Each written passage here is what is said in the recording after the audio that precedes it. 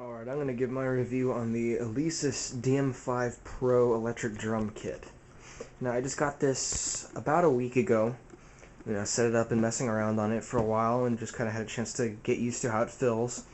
And to start, this is a very, very simple electric kit. It does not have a very good dynamic range, for just by meaning that, giving a light hit, you don't give that light sound that an acoustic kit can give you. And that is especially apparent in the cymbals, where when you just light tap, let me see if I can put it close to my speaker, it's just the volume lowered, whereas when you smack it, and you get that nice full sound. The drums are alright. I don't know if you can hear this. Let me turn it up.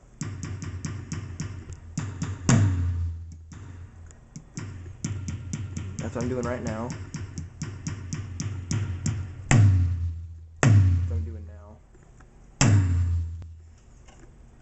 So it's pretty good. The hi-hat control, if you'd recognize that, is the same as the kick pedal for the Ion drum rocker, or if you go on Rock Band, on the Rock Band website, they sell it as a replacement pedal for the stock drum set. And the kick drum, let's go over that. The kick drum is basically another one of the pads like this, but mounted on a stand. That's acceptable to any kick pedal. I just went with something cheap. I didn't want to go with anything expensive because I'm going to get a double bass pretty soon. But it's, anything will work with it.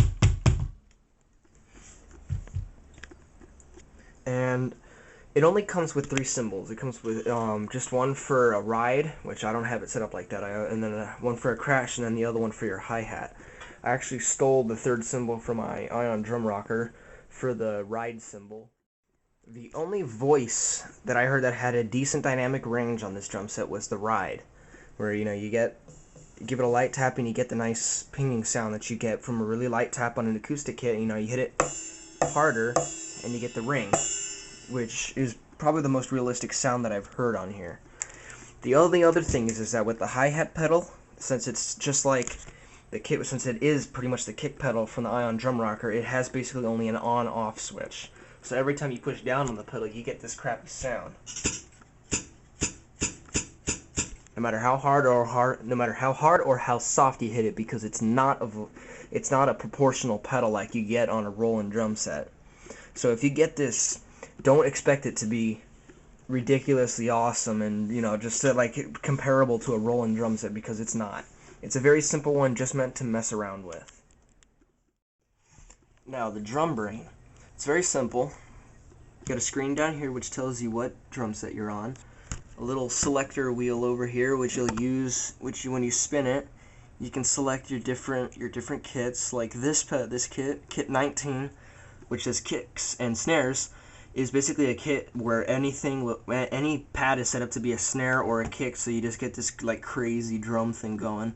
But I actually changed it to another drum set where it uses my hi-hat pedal as a secondary kick pedal, so I can get a double bass for now until I get a double bass pedal. And that's how I set that one up.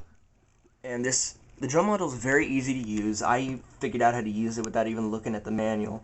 But you can see you got all the buttons here. This arrow buttons are to change different settings in it. So once you select something, say like the volume control or the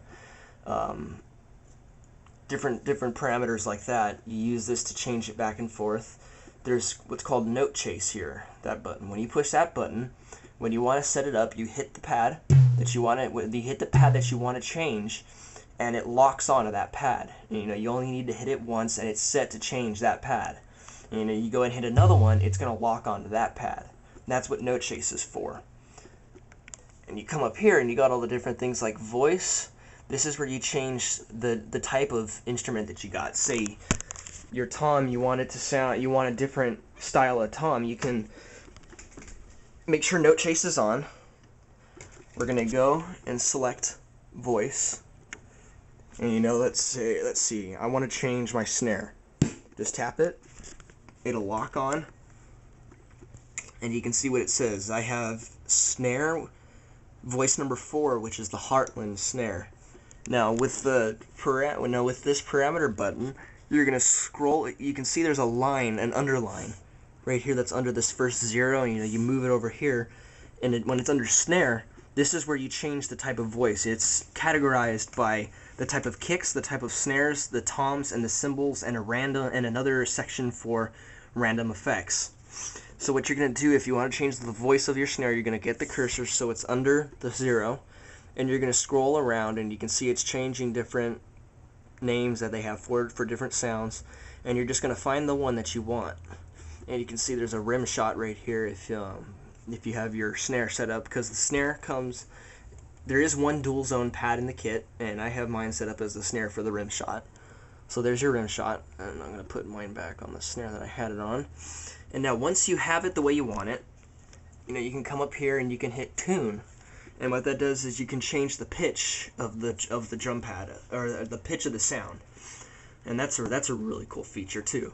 And when you come back up here, you got different things like mix. That is where you can change the volume and the pan. That's where you can change the volume and the pan. You come and the next button over, which is called output. That allows you to change what it's coming out of, where it's going to be coming out of. The main is the main headphone jack on the front.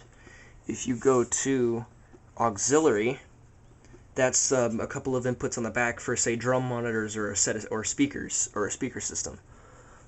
I'm going to keep that on main because that's where I want it to be. And to get back into drum set, to just continue playing, you're going to hit drum set so you don't accidentally screw up any settings that you want to keep. And to keep settings, you're going to come over here and you're going to hit the button store. It's going to light up and it's going to ask you, do you want to store it on this current, when it says this number here, that's the current drum set you have selected. It wants to know if you want to save the current settings on that drum set. And if you do, hit store again, it'll store it and the light under the button will turn off. And that's very simple. Now the next button, EXT trigger, what that does is this is where you can change gain, whereas how sensitive the pad is. We're going to move around, and when you use those parameter selection buttons, we're going to move around, and anything that's flashing is highlighted. So like, let's see. So the gain, you turn it down, the pad's going to be less sensitive. You turn it up, the pad's going to be more sensitive.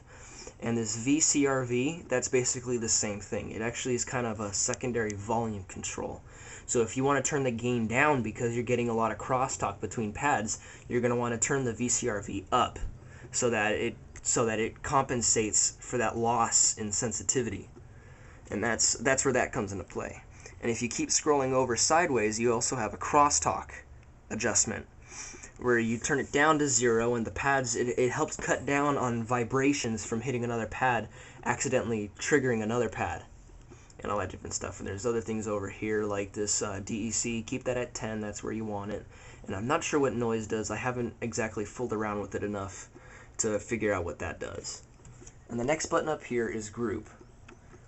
That's where you set up like the groupings between the hi-hat pedal, the hi-hat controller, where it controls your hi-hat cymbal open and close. That's where you'd set that up. And then the next is MIDI, and that's where you'd set up for a MIDI if, say, you've plugged it into a MIDI controller, say on a computer, so that you can record it. Where you have a drum software where you record on your computer, and that's where that comes into play. Let's see, I'm done messing around, so I'm going to hit drum set, so it takes me back to the home screen where I can select any drum set that I want. And so I don't mess anything up, and go again if you think you forgot to save something, just hit store, and it'll save the current settings of the drum kit that you're on, so you can come back to it later and it'll save it and you can play with it like that.